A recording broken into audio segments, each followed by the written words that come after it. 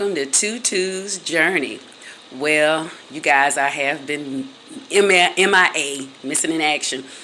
But I had one of the subscribers encourage me to come back and do a video, and it was Lady Alicia's Life who encouraged me to come back and do a video about this particular thing. But first, I also like to give a shout out to Jason Henderson, who is my 100 subscriber. Thank you so much, Jason. I appreciate you. He also had a comment. Thank you for the dialogue back and forth. I really enjoy getting comments. So let's get into this. This is the story about, if you saw one of my previous videos, it's about one of the guys that I knew that set his whole house up waiting for his wife, his bride to be. See, every guy is not bad out here. You know, sorry to say, there's so many different reasons why some guys do the things they do. Some of it is because of their childhood. Some of it is because of how they were raised by the parent or parents. You got to understand, people respond based on how their environment was when they were younger. But guess what? You don't have to stay there, because I remember some habits I had when I was a lot younger. But when you become an adult, you change that. You change that. That is your responsibility. Once your parents are done raising you and you're out the house, it's time for you to raise yourself. So it's nothing wrong with picking things about yourself that you would like to change to make yourself a better person. Well, this guy, he had a condominium. And he stated that he wasn't going to decorate it, but he did have like a table set was done up and all that, and you know, the plates and the glasses and stuff like that were on the table, but he didn't have anything on his walls. And I asked him, I said, why do you have anything on your walls? And he said it was because he was waiting for God to send his wife, and he was going to let his wife decorate the walls. Isn't that awesome, ladies? It had everything in place, just waiting for her to, you know, him to find her and decorate the house. So that is like a woman's, you know, that's awesome. You know, somebody taking time to prepare for you like that.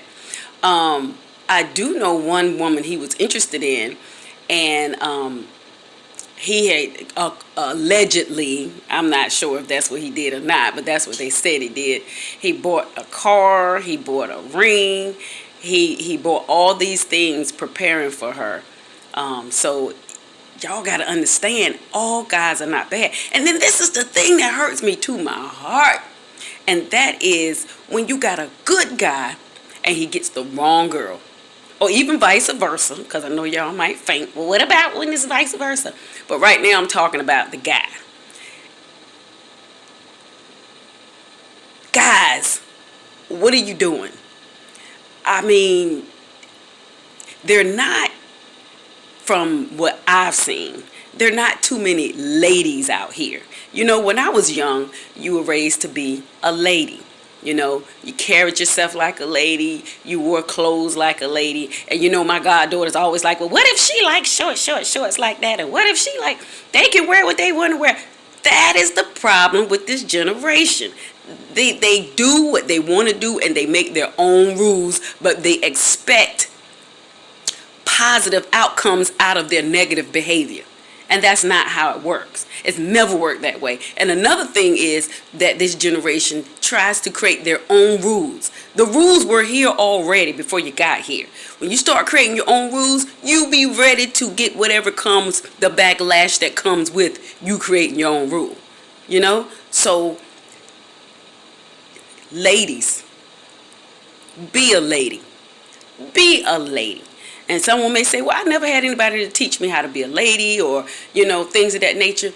Carry yourself with dignity, you know. Carry yourself with integrity, you know, honesty. The Bible actually tells you beauty is not outside. Beauty is on the inside of a woman. Because, see, a guy that really wants a wife, a guy that really wants someone, you know, they have seen the example of the wife that they want. They've seen it either in their mother or either in their grandmother, or either in someone that they know that they admire that's a woman. They've seen what type of wife they want.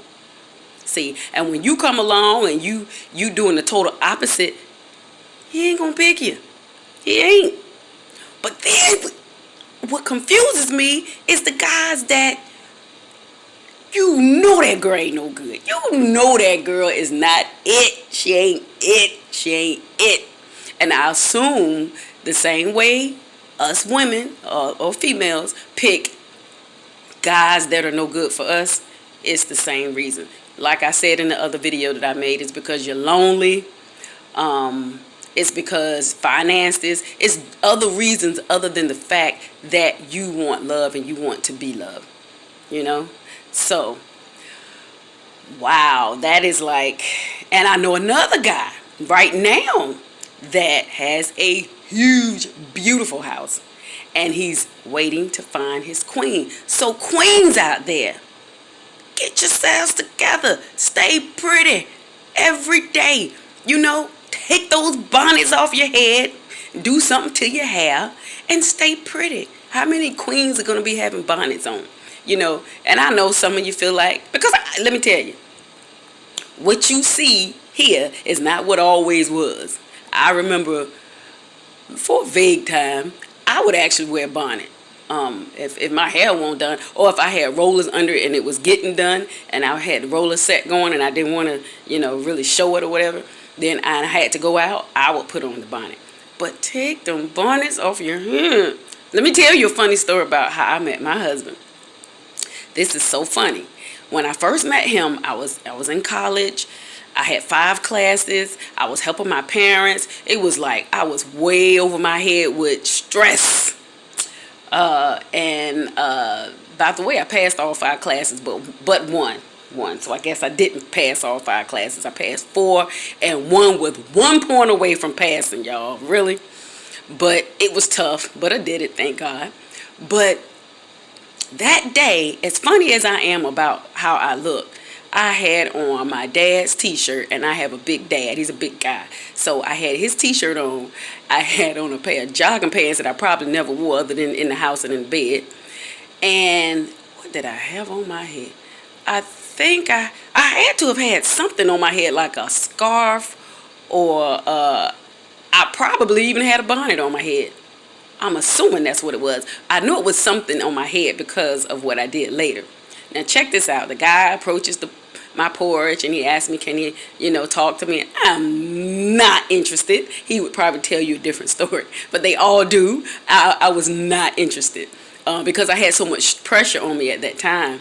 But then he got to talking, and brother started making a little sense, and he's a little intelligent. Oh, he's in military. Oh, okay. So he catching my attention a little bit. I'm playing the ignoring game.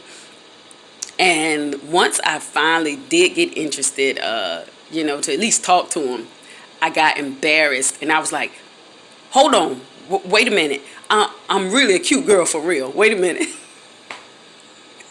It was embarrassing. It was embarrassing.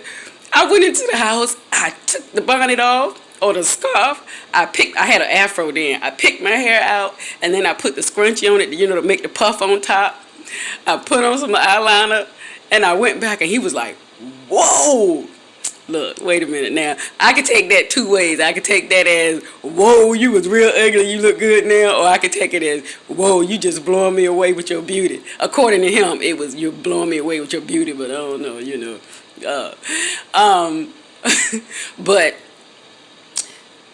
I was embarrassed to the utmost. And then now that I'm married, he's like, what was you thinking? Because you never looked that way. I was stressed. I was. But that's my encouragement to my ladies, to look the best you can. When I actually been married before, and when I got a divorce, I had promised myself that I was never going to go out that door unless I was fly. And I got a friend of 20-some years who can tell you that I kept that promise to myself.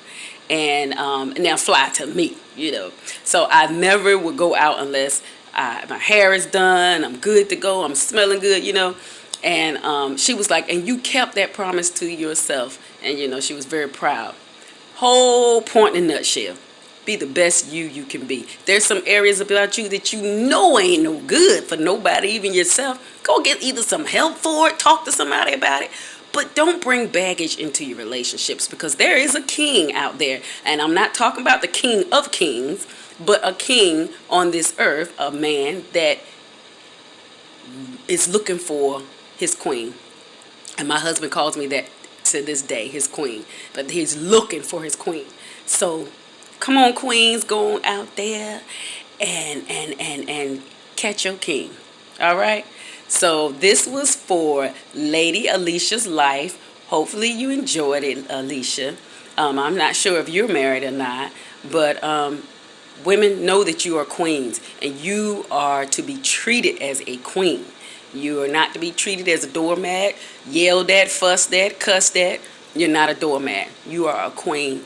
And in your mind, what you think a queen would probably be respected as, that's what should be happening. All right? So make sure you're acting like one. Okay? I won't make this my last video, but I am in an endeavor, in a business move that I'm about to make that's keeping me extremely busy. And I just may create a YouTube channel to help that journey, to go along with that journey, so you can see where I'm going. I haven't given you my last angel video. Matter of fact, I'll do that one after this one. So I will have another angel video. I think I'm going to tell you about what does it feel like to be next to an angel. What did I feel like? What was the atmosphere, the environment? Because I hear a lot of you all would love to see angels. Or, listen, wait a minute. I've actually had, I wish I would have wrote the name down, a person tell me about the angel that they saw. And guess what? It was Gabriel. It was Gabriel, the one that I saw. So, hey, keep your eyes open. Get closer to the Lord, because that's who will allow you to see him. And know that I love you dearly. Take care. Be safe out here with this corona mess. And I love you guys. Bye.